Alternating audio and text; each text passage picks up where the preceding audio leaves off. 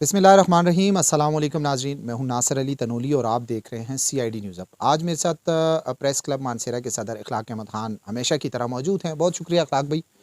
नाज़रीन, आज का हमारा जो प्रोग्राम है, हमेशा मसाइल पे प्रोग्राम करते हैं और वही मसाइल जो हैं, ये बल्दियाती इलेक्शन कल गुजरा है तो KP के जिन अज़ला में हरीपुर तक जो इलेक्शन हुए हैं वहाँ का रिज़ल्ट जो है वो अभी तक मुतज़ाद इतलात थी। सोशल मीडिया पर कई ऐसी चीज़ें थी और बाज़ ऐसे पोलिंग स्टेशंस हैं पूरे जहाँ जहाँ भी बल्दियाती इलेक्शन हुए हैं वहाँ पर भी अभी तक रिज़ल्ट जो है सरकारी तौर पर अनाउंस नहीं हुए हैं और सोशल मीडिया पर वो मुतज़ाद इतलात आ रही हैं जिसकी वजह से अवाम जो है बहुत ज़्यादा कन्फ्यूज़ हैं। तो उस कन्फ्यूजन को दूर करने के लिए थोड़े बहुत जो रिज़ल्ट हैं वो भी हमारे साथ इस वक्त हमारे पास हैं, वो भी आपको हम सुनाएंगे कि किन किन इलाकों में कौन कौन जीता है और कौन कौन सी पार्टियां जो हैं वो इस वक्त आगे हैं और कौन कौन से अभी जो ऐसे इलाके हैं कि जहां पर जो है वो अभी तक जो सरकारी रिज़ल्ट है वो अनाउंस नहीं हुआ।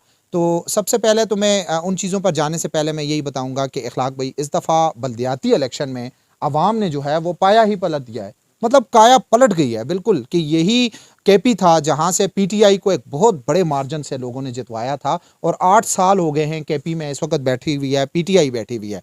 लेकिन PTI हमारी जो इस वक्त मरकज़ में भी PTI की गवर्नमेंट है और PTI गवर्नमेंट की ही वजह से इस वक्त देखा जाए तो पूरे मुल्क में महंगाई बहुत ज़्यादा थी। और यहाँ पर मैं एक और चीज़ कोट करूँगा कि हमारे जो अभी तक सोशल मीडिया पर, इलेक्ट्रॉनिक प्रिंट मीडिया पर जो हमारे इस वक्त हुक्मरान जमात के जो लोग थे वो अभी तक यही कहते थे कि मुल्क में कोई महंगाई नहीं है वगैरह वगैरह। लेकिन आज जब वो इस वक्त उनको बुरे तरीके से, मैं इसलिए शिकस्त कहूँगा कि पूरे KP से इस वक्त देखा जाए तो पहले नंबर पे जो है वो जमीयत उलमा इस्लाम, ये एक बहुत बड़ी बात है इखलाक भाई, कि जमीयत उलमा इस्लाम जो है वो पहले नंबर पर इस वक्त आई है और दूसरे नंबर पर PTI है। बाकी जमातों का भी मैं आपको पूरा रिजल्ट जो है वो भी बताता हूँ। तो इसी वजह से अवाम, और आज सेनेट का जो एक जो सीट थी KP में उस पर भी पोलिंग हुई है, तो उस पर भी जब शौकत तरीन को उसमें वो जीते हैं तो मीडिया की जानिब से उनसे यही सवालात किए गए हैं कि क्या वजह है कि हुकूमत आपकी है, बड़े बड़े ऐलानात किए जा रहे थे और JUI जो है वो बाहर आपसे आगे निकल गई है।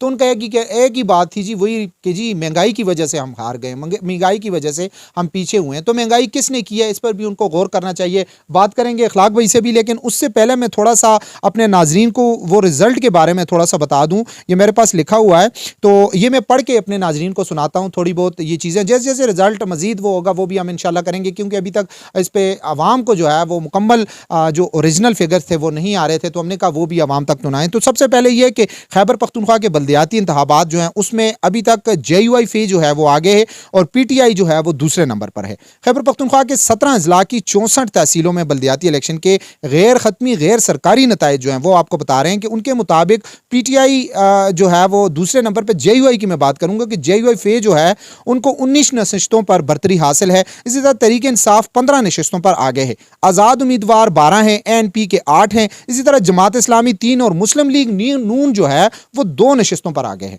तो गैर हतमी और गैर सरकारी नताइज के मुताबिक पेशावर सिटी कौंसिल जो है वहां पर भी जमीयत उलमा इस्लाम है। बनू में पाकिस्तान तहरीक इंसाफ के उम्मीदवारों को बरतरी हासिल हुई है। इसी तरह हरीपुर की बात करें तो हरीपुर की तीनों तहसीलों में जो है वो PTI जो है वो बिल्कुल पीछे रह गई है। वहां पर नून लीग और आज़ाद उम्मीदवार जो थे वो आगे हैं। इसी तरह मर्दान में अवामी नेशनल पार्टी और कोहाट में JUI फे के उम्मीदवार को मेयर की नशिस्त पर बरतरी हासिल है। अब तक जो हमें जो मौसूल हुए हैं उनकी जो रिज़ल्ट हैं उनकी मुताबिक 28 विलेज कौंसल्स जो हैं वहाँ के गैर हतमी और गैर सरकारी नताइज के मुताबिक 18 आज़ाद उम्मीदवार जो हैं वो विलेज कौंसल की नशिस्तों पर मुंतखब हुए हैं। JUI फे और ANP के 6-6, PTI के 3, जमात इस्लामी और मुस्लिम लीग नून का एक उम्मीदवार जो है वो विलेज कौंसिल की नशिस्त पर कामयाब हुआ है। अब तक के मौसूल होने वाले 16 नेबरहुड कौंसिल्स के गैर हतमी और गैर सरकारी नताइज के मुताबिक 9 आज़ाद उम्मीदवार जो हैं वो नेबरहुड कौंसिल की नशिस्त पर कामयाब हुए हैं। और इसी तरह इसी तरह जमीयत उलमा इस्लाम के 3, ANP, peoples party, Tehreek Insaf और मुस्लिम लीग नून का एक उम्मीदवार जो है वो नेबरहुड कौंसिल की नशिस्त पर मुंतखब हुआ है। और बाकी जो रिजल्ट है वो भी आपको गाए बगाए जो जैसे जैसे आते हैं तो वो भी आपको सुनाते हैं। लेकिन तमाम चीज़ों की हम बात करें तो इस वक्त PTI दूसरे नंबर पर है और JUI फे जो है वो पहले नंबर पर है। इखलाक भाई बहुत शुक्रिया। आज एक और इशू पर हम बैठे हुए हैं, प्रेस क्लब में बैठे हुए हैं। तो इखलाक भाई एक अजीब सी बात सामने आ रही है कि कुछ दिन पहले हमारे वज़ीर आला महमूद खान साहब जो हैं वो भी यही कहते थे कि पूरे सूबे में हम क्लीन स्वीप करेंगे, यानी कि जिन जिन डिस्ट्रिक्ट में तहसीलों के मेयर्स की वो हो रहे हैं, वो कह रहे थे हम क्लीन स्वीप करेंगे, और साथ ये कहा जा रहा था कि जी अवाम जो है वो तब्दीली सरकार से खुश है, मौजूदा हुकूमत से खुश है। तो अवाम ने तो अपनी खुशी का इजहार कर दिया कि उनको दूसरे नंबर पे, और सीटें बिल्कुल ना होने के बराबर। और JUI फे के जिनके बारे में तहरीक इंसाफ के लोग जो हैं, वज़रा जो हैं, और ख़ुद वज़ीर आज़म पाकिस्तान कह रहे थे कि उनको तो लोग मानते ही नहीं है, वो पहले नंबर पर हैं। क्या कहेंगे, ये कोई नया, कोई आगे 2023 के इलेक्शन में कुछ मुझे कोई सेटअप जो है वो JUI का ही लग रहा है, आप क्या कहेंगे? बहुत शुक्रिया नासिर भाई कि आपने इस रिसेंटली जो हमारा कल ही जो बल्दियात का इलेक्शन हुआ है 17 अजला में, और उसका जो रिज़ल्ट दिखाया है, और वो वाकई मैं समझता हूँ कि सूबाई हुकूमत और वफाकी हुकूमत के लिए ये अलार्मिंग हो गया है, और एक बहुत बड़ा धचका जो है PTI को लगा है कि वो दूसरे नंबर पर रहे हैं। हालांकि सूबा भी उनके पास है और ख़ास तौर वफाक भी उनके पास है, और जहाँ तक फ़ंडों की तकसीम का भी ताल्लुक़ होता है तो आवाम के जहनों में लाजमी ये अमर होता है कि मैं जो भी सूबाई हुकूमत होती है, जो जिसकी भी हुकूमत होती है, वही बल्दियात की नशस्तें ज़्यादा हासिल करता है। लेकिन हैरत अंगेज़ तौर पर आवाम ने इनको जिस तरह पीछे रखा, और JUI, और मैं मुबारकबाद भी दूंगा मौलाना फजल साहब को कि उनकी सियासी अहमियत की वजह से जो है PTI दूसरे पर नंबर पर रही, और JUI ने इतनी बड़ी जीत हासिल की, और ये वाकई उनके लिए एक एजाज़ भी है। और जिस तरह लोगों ने उन पर एतमाद का इजहार किया, और इसके साथ साथ में दूसरी दो जो बड़ी पार्टियां हमारे पाकिस्तान की, जो पाकिस्तान मुस्लिम लीग नून और पीपल पार्टी, उनके लिए भी एक धचका है कि भाई उनको, और 2 और 1 निशस्त के जिस तरह भी आपने रिज़ल्ट अनाउंस किया, तो वहाँ उनकी हालत क्या है, और वो कहाँ पे खड़ी हैं, जो ये वाकई सोचने की बात भी है। और अवाम ने तो अपना फ़ैसला सुना दिया है। यकीनन आपने इसका असर जो है बाकी जितने भी अजला रहते हैं वहाँ भी जब बलदियाती इलेक्शन होंगे उस पर भी पड़ेगा, और यकीनन जो बड़े मार्जिन से JUI जो सबसे आगे जा रही है। और यहाँ पे एक चीज़ काउंट होगी कि जो PTI दूसरे नंबर पे है, उसके साथ आज़ाद उम्मीदवार जो हैं, लेकिन ये तो खैर अपने अपने तहसीलों को जो हैं वो हेड बन गए हैं। लेकिन ये यकीनन माने कि आपकी बात बिल्कुल दुरुस्त मैं कहूँगा कि ये PTI के लिए बहुत बड़ा धचका है। और इखलाक भाई, थोड़ा सा हरीपुर की सियासत पे आते हैं। नाज़रीन, हरीपुर एक नौजवान आया सामने, और बड़ा एक नाम था खलाबाट गौहर नवाज़ खान, और इसी तरह उनके दीगर जो भाई हैं वो भी। और एक देखा जाए तो बड़ी बात की जा रही थी कि जी हरीपुर में जो है वो PTI निकलेगी, क्योंकि वहाँ पर बल्दियात के हवाले से बड़ी बड़ी बातें की जा रही थी। वहाँ पे इस वक्त पीपल्स पार्टी के, सॉरी, PTI के जो इस वक्त वज़रा बैठे हुए हैं, आप देखें वफाक में देखें, वहाँ पे भी अयूब ब्रदरान जो है वहाँ पे बैठे हुए हैं, उनके पास वफाक में बड़ी वजारत है। इसी तरह सूबे की नाज़रीन हम बात करें तो सूबे में भी अयूब ब्रदरान जो है उनके पास बड़ी वजारत है, बल्दियात की थी, फिर इसी तरह एजुकेशन की थी, बाकी उनके पास वजारतें जो अभी रिसेंटली उनको फिर वजारत मिली है। और मैं मतलब कैमरे के सामने ये बजा, मैं इसमें कोई झूठ नहीं है कि सबसे ज़्यादा काम उन्होंने हरीपुर में किए हैं, सबसे ज़्यादा काम, इसमें कोई शक वाली बात नहीं है। और सच्ची बात है कि लोगों के जहन में भी था कि ऐसे नहीं हो सकता कि वो एक नौजवान सामने आया है आज़ाद उम्मीदवार तो वो जीतेगा, लेकिन उसका नाम बहुत ज़्यादा था, और मैं देख रहा था कि तमाम मशीनरी जो है वो लगी हुई है सिर्फ उसको हराने के लिए। और जब रिजल्ट अनाउंस हुआ है तो लोगों ने PTI को यकसर मुस्तरद कर दिया, और ऐसे मुस्तरद किया है कि 18-18 हज़ार, 20-20 हज़ार की लीड से लोग जीते जा रहे हैं, और PTI जो है वो एक तहसील से भी नहीं जीत सकी। तो इखलाक भाई, बात वहीं पे आती है कि आज जो PTI के जो इस वक्त वज़रा हैं वो यही कह रहे हैं कि जी हमें अगर हराया गया है तो वो महंगाई ने हराया है, हमें अगर हराया गया है तो वो आपसी चिपकलिस की वजह से हराया गया। तो वो आपकी आपसी जो चिपकलिस है वो किसने बनाई है? वो भी तो इन्हीं लोगों ने बनाई है। जो इस वक्त महंगाई है तो गवर्नमेंट किसकी है? वफाक में PTI बैठी हुई है, पंजाब में PTI बैठी हुई है, हमारे सूबे में PTI, KP में PTI बैठी हुई है,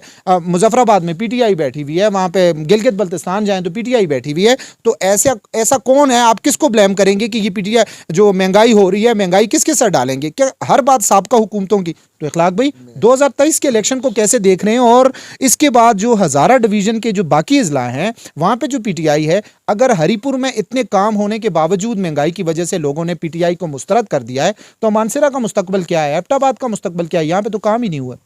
बिल्कुल आपने बजा फरमाया। मैं ये ज़रूर कहूँगा कि जैसे शुरू में PTI ने इंट्रा पार्टी इलेक्शन पे तवज्जो दी, ग्राउंड पे उनके नौजवान भी नज़र आ रहे थे, ये चीज़ें हुकूमत मिलने के बाद ये चीज़ें ज़्यादा होनी चाहिए थी, लेकिन इस चीज़ को पीटीआई ने बिल्कुल इग्नोर कर दिया, जिसकी वजह से ग्राउंड पर वो मौजूद नहीं है। और आवाम का सामना जो है वो इनकी जो यूथ कर रही थी, जो इनके यूनियन कौंसल्स में जाकर, तहसीलों में जाकर वो जो बच्चे काम कर रहे थे, वो चीज़ें इन्होंने छोड़ दी हैं, जिसकी वजह से जिसका नुकसान मैं पीटीआई को भी कहूँगा कि और नून को भी और पीपल पार्टी को भी, कि ये ग्राउंड पे ये मौजूद नहीं है। ग्राउंड पे जैसे जमीयत ने अपने झंडे गाड़े हैं और जमीयत ने इतनी पोजीशन हासिल की है, तो वाकई वो ग्राउंड पे मौजूद हैं, जिसकी वजह से उनको ये इतना बड़ा जो है सियासी तौर पर फ़ायदा भी पहुंचा है।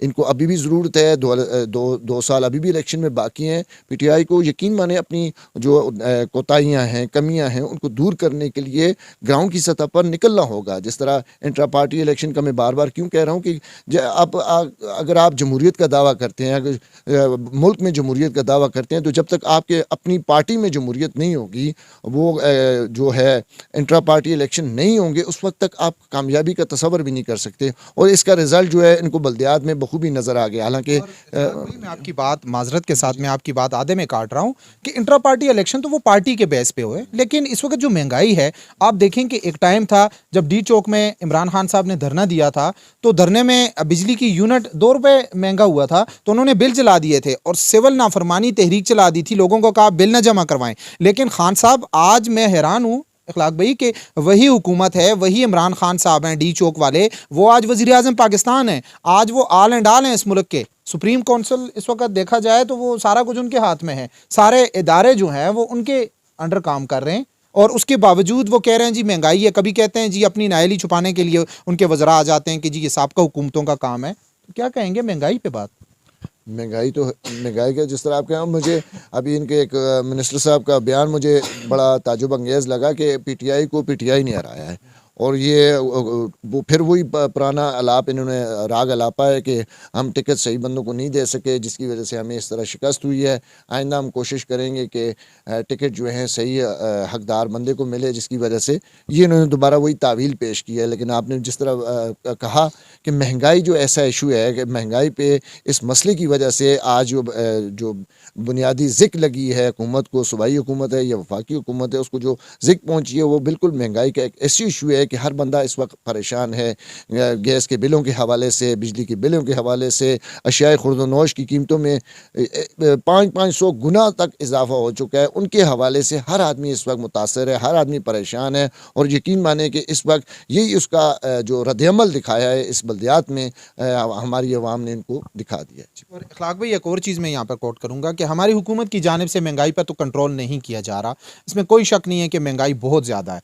लेकिन मैं अब मानसेरा की बात करता हूँ, तो मानसेरा में हमारे जो अफसरान हैं, सॉरी हमारी जो इंतज़ामिया है, अब महकमा फूड की बात करें या बाकी इदारों की बात करें, तो उनका भी, उनकी जानिब से भी कोई चेक एंड बैलेंस नहीं है। सोशल मीडिया पर सारे सब ओके की रिपोर्ट तो दे देते हैं, वो तो जी सब ठीक है कि सोशल मीडिया पे, लेकिन हमारी गवर्नमेंट जो इस वक्त बैठी हुई है उनको वो सोशल मीडिया पे सब ओका की रिपोर्ट अभी नज़र आ रही है। ये तो अभी कुछ नहीं है, आगे जाएंगे तो अवाम मजीद इनके लिए अभी मसाइल पैदा हो रहे हैं, और वो उसको निमटने के लिए यही बेहतर है कि वो ग्राउंड पे भी कुछ काम करें, ना कि सोशल मीडिया पर बैठ जाएं और कहें जी सब ओके। मानसेरा में सब्जी मंडी में चले जाएं जी, आड़ती जो हैं वो यहाँ के बादशाह हैं, उनको कोई नहीं पूछ सकता। आज तक बताएं कि मानसेरा के बड़े बड़े जो आड़ती हैं यहाँ पर बैठे हुए हैं, उनको कोई चालान हुआ है? चालान किसका होगा? रेडीबान का चालान होता है जी। ये गरीब, क्योंकि गरीब है, एक छोटा सा ढाबा यहाँ पे बैठा हुआ है, जो ढाबे वाला है उस पे बड़े बड़े चालान होते हैं, उसको जेल भी हो जाती है। छोटी सी शॉप है जी, उस पे चालान हो जाते हैं, क्योंकि वो पूछने वाला कोई नहीं है। एक रेडी भी नहीं बल्कि छाबड़ी वाला जो है वो केले बेच रहा है, वो सेब बेच रहा है, आम बेच रहा है, सब्जी बेच रहा है,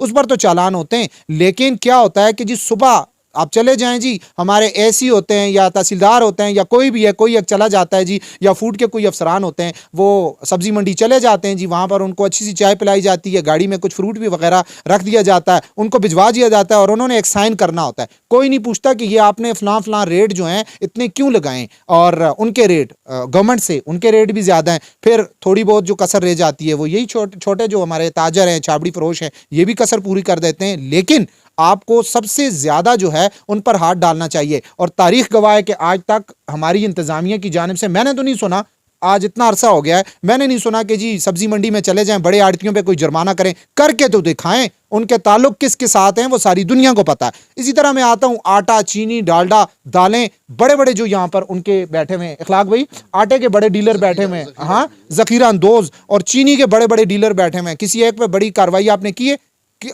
कोई कि जी आपने ये महंगा दे रहे हैं?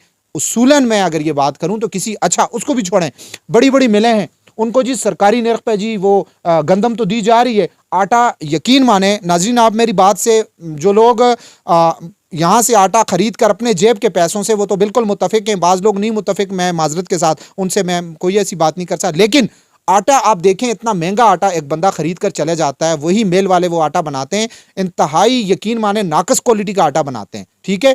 वो उसमें यकीन माने कि वो एक आम बंदा, गरीब बंदा, इतना महंगा जो है वो एक मन तो लेके जा ही नहीं सकता गरीब बंदा, वो 20 किलो 10 किलो लेके जाता है, वो खाने का नहीं होता, लेकिन क्या करे, पेट के लिए, बच्चों के लिए तो लेके जाता है। इसी तरह बाकी चीज़ें जो है, तो इखलाक भाई, हमारी जो डिस्ट्रिक्ट इंतज़ामिया है, हमारे जो फूड एहलकारान हैं, बड़े बड़े यहाँ पर इदारे बने हुए हैं, सोशल मीडिया पे तो सब कुछ शो हो रहा है कि जी आज फलां पे चालान हो गया, फलां पे हो गया, ये कर दिया, वो कर दिया, ग्राउंड पे कुछ नहीं है। इस बारे में क्या कहेंगे? क्या यहाँ पर इस चीज़ को भी ठीक करने के लिए हमारी जो सूबाई गवर्नमेंट है वो कुछ कार्रवाई करेगी, या यहाँ पे भी वो सोशल मीडिया पर बस नया पाकिस्तान बन रहा है?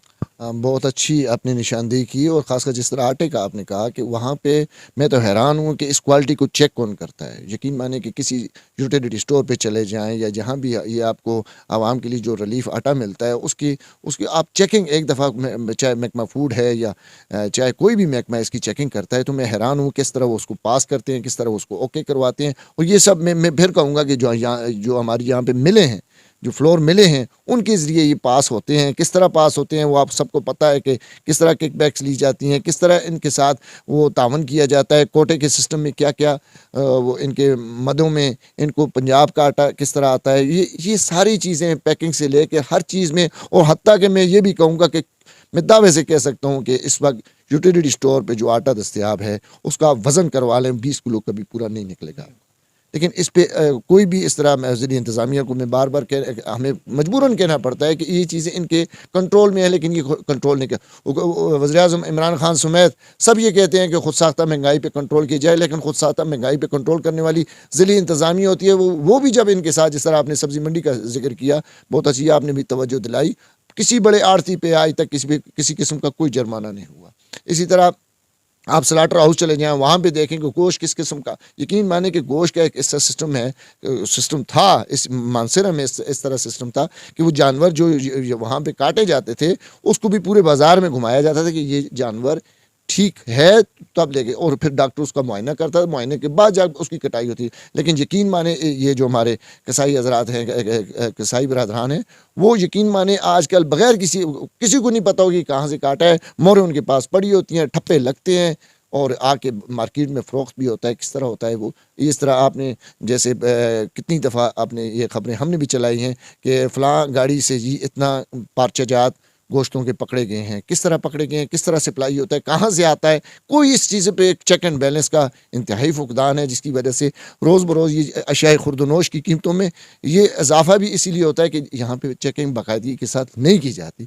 ये सारे ये माहौल है, सारा तरीक़ाकार भी सब दुनिया को पता है। हमने कितनी बार हाईलाइट भी किया है, सोशल मीडिया पे भी किया है, इलेक्ट्रॉनिक मीडिया पे भी किया है, प्रिंट मीडिया में भी। हमारे साफ़ी भाई इसको उजागर करते रहते हैं, लेकिन ज़िली इंतज़ामिया टस से मस नहीं होती।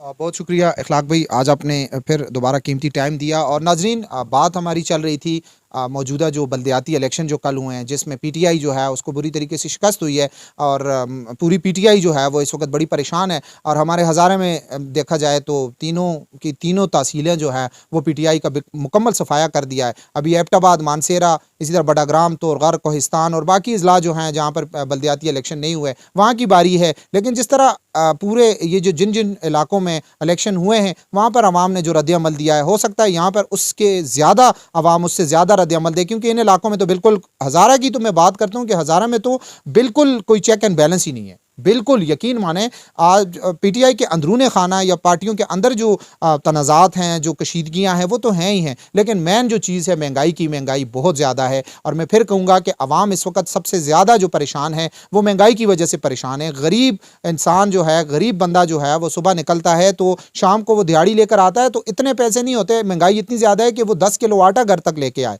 वो बच्चों के लिए सब्ज़ी लेकर आए, फ्रूट तो बहुत दूर की बात है। फ्रूट तो बड़ी मतलब वो बात वही आती है कि गरीब बंदे की तो पहुंच से दूर है फ्रूट और बाकी चीज़ें। लेकिन वो जो मेन जो चीज़ें हैं जो उसकी ज़िंदगी उसकी ज़िंदा रहने के लिए ज़रूरी हैं, कम से कम उनके रेट जो है वो कम कर दें। इसी में हो सकता है कि आपकी कुछ शर्म रह जाए, हो सकता है कि अगले बल्दियात में भी कुछ थोड़े बहुत वोट मिल जाए, हो सकता है 2023 के इलेक्शन में भी आपको कुछ वोट मिल जाएं। लेकिन अगर आपने अपने लोगों के लिए ही सोचा, अपने लिए ही सोचा, अपने जो अवामी आपके जो MNA MPs हैं उनके लिए ही सोचा, उनकी मुराद के लिए सोचा, उनकी तनख्वाहों के लिए सोचा और बाकी अपनी अयाशियों के लिए सोचा और अपने मनमाने लोगों को टिकट देने के लिए ही सोचा, तो फिर अगले इलेक्शन में इससे भी ज़्यादा बुरा हाल होगा। उम्मीद है कि जो हमारे आला ऐवानों में लोग बैठे हुए हैं वो इस पर गौर ज़रूर करेंगे, ट्रांसफार्मर और इन चीज़ों से निकल कर अवामी मसाइल पर कुछ बात भी करेंगे और अवाम के कुछ काम भी करेंगे। और सबसे बड़ी बात कि मानसेरा में लाजमी बात है कि अवाम बल्दियात में वोट क्यों देंगे, क्योंकि यहाँ के जो वोट रोड हैं वो खंडरात का मंजर पेश कर रहे हैं, बाकी जो मसाइल हैं वो भी इसी तरह हैं। तो उम्मीद है कि इन पर भी कुछ गौर किया जाएगा और अवाम को जो है वो कुछ रिलीफ दिया जाएगा। इंशाअल्लाह एक नए प्रोग्राम के साथ दोबारा इखलाक भाई और मैं हाजिर होंगे। अल्लाह हाफिज़।